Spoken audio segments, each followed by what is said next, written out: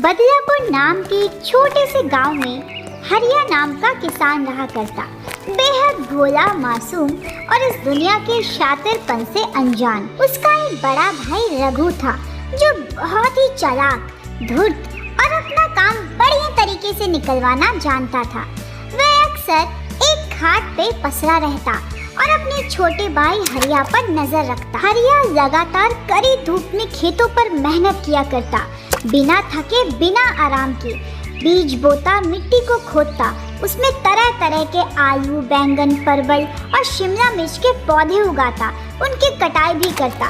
लेकिन मुनाफे के नाम पे बस थोड़ा सा पैसा उसकी जेब में आता और सारा का सारा भरपूर मुनाफा बड़े भाई रघु के खाते में जाता। लेकिन हरिया इतना भोला था कि उसे अपने इस भाई की चालबाजियों पर विश्वास ही नहीं होता और वह अपना काम पूरी मेहनत से करता रहता। कई बार बूढ़ी माँ और कुंवारी बहन ने चेतावनी भी दी, लेकिन इन सब के बावजूद हरिया अपने भाई पर बहुत विश्वास करता था। बहन और माँ की जिम्मेदारी हरिया के कंधों पर थी। दरअसल बूढ़ी, बीमार, कमजोर माँ और कुंवारी बहन को हरिया के घर में छोटी सी झोपड़ी में डाल दिया था और भाई बड़े से घर में रहा करता। बूढ़ी माँ और बहन की जिम्मेदारियों से बड़े भाई रघु ने तो अपना पल्ला झाड़ दिया, तो वहीं हरिया ने अपनी माँ बहन को अपने साथ झोपड़ी में रखने का फैसला किया। यूँ तो हरिया बहुत पढ़ा लिखा नहीं था और उसे दुनियादारी की भी कुछ खास समझ नहीं थी। इससे वह अपने भाई के खेतों पर काम करने को ही बेहतर समझता था। एक दिन उसने अपनी भाभी सीमा से थोड़े से उधार पैसे और अनाज मांगा, लेकिन भाभी ने साफ साफ गुस्से में मना कर दिया। अरे, एक तो अपना ही घर चलाना मुश्किल है, ऊपर से तुम्हें भी पैसे दे। बेचारा हरिया बहुत उदास मन से अपनी टूटी फूटी झोपड़ी में आया।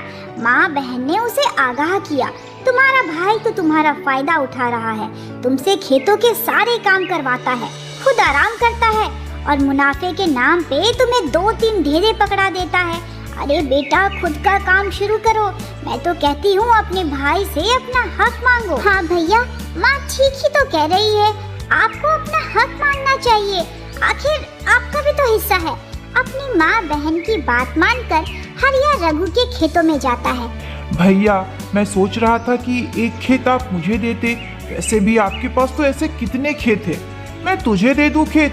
पागल समझ के रखा है क्या? अरे, तुझे अपने खेतों पे काम करने दे रहा हूँ, इसे ही तू मेहरबानी समझ। वो तो तू मेरा भाई है, तो तुझे मैंने आने दिया, कैसे मेरे खेतों पर आने की कोई जरूरत नहीं है। ये सब सुनकर हरिया का दिल टूट जाता है। उसे विश्वास ही नहीं होता कि जिस भाई पर उसे इतना मान था, उसी भाई ने उसे बेसहारा कर दिया है। दरअसल रघु बहुत चालाक होता है। जब उसके पिता जिंदा होते हैं तो वह उनकी कमजोर कदम और बूढ़ी नजर का फायदा उठा के सारी की सारी पुश्तैनी जमीन जायदाद के कागज अपने नाम करवा लेता है और छोटे भाई हरिया को भी अपने में लपेटे रखता है ताकि एक दिन वह उसका फायदा उठा सके। बेचारा हरिया बूढ़े बाप, कमजोर बूढ़ी माँ और कुंवारी बहन के साथ एक टूटी फूटी झोपड़ी में रहने लगता है। वहीं बड़ा भाई रघु बड़े ही अच्छे से धूमधाम से गांव की अमीर लड़की मुखिया की बेटी सीमा से शादी कर लेता है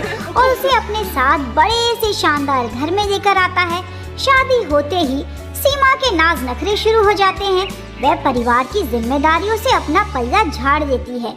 शुरू में तो वह हरिया उसके परिवार को 2 वक्त का खाना दे देती, लेकिन एक समय बाद वह उसे भी बंद कर देती है। बेचारा हरिया बाप, माँ और बहन सड़क पर आ जाते हैं, लेकिन बुरी दशा तो तब होती है जब बुजुर्ग बाप अपना दम तोड़ देता है। हरिया इस दुख में डूबा रहता है, उसे समझ नहीं आता कि क्या करे। इधर कुंवारी बहन और माँ की जिम्मेदारियाँ भी हरिया के नाजुक कंधों पर होती है। किसी तरह वह अपने जीवन का बसर कर रहा होता है। आसपास के खेतों में जाकर थोड़ी बहुत उपजावड़ी करता है। एक दिन वह अपनी झोपड़ी की सफाई करता है, तभी उसे एक बड़ा सा काला नागिन नजर आता है जो खूब ही लंबा चौड़ा होता है, करीब 4-5 फुट। उसे देखकर वह हैरान हो जाता है। हरिया इधर उधर चौंककर नजर घुमाता है और पास में रखे हुए एक बड़े डंडे को उठाता है, लेकिन उतनी ही देर में वह नागिन अदृश्य हो जाती है।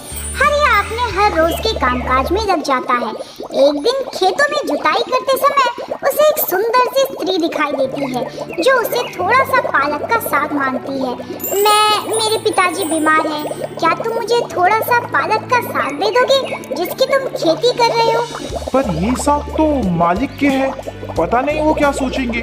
मुझे दे दो, मेरे घर में पिताजी बहुत बीमार हैं, उनकी फरमाइश है कि पालक का साग ही खाना है। अच्छा ठीक है, ये लो तुम ले जाओ, तुम्हारे पिताजी जल्दी ही ठीक हो जाएंगे। इधर बाकी बचे हुए पालक के साग से हरिया अपने खाने की तैयारी करता है कि एक बार फिर से उसे वे बड़ा सा सांप दिखता है। इस बार उसने डंडे को खोज निकाला और जल्दी से उस सांप के पीछे पीछे जाने लगा। वह सांप एक अंधेरी गुफा की तरफ आगे बढ़ने लगा। धीरे धीरे हरिया भी डंडे के साथ उस गुफा के अंदर जाने लगा। उस गुफा के अंदर के जाने के रास्ते में बड़ा सा छेद था।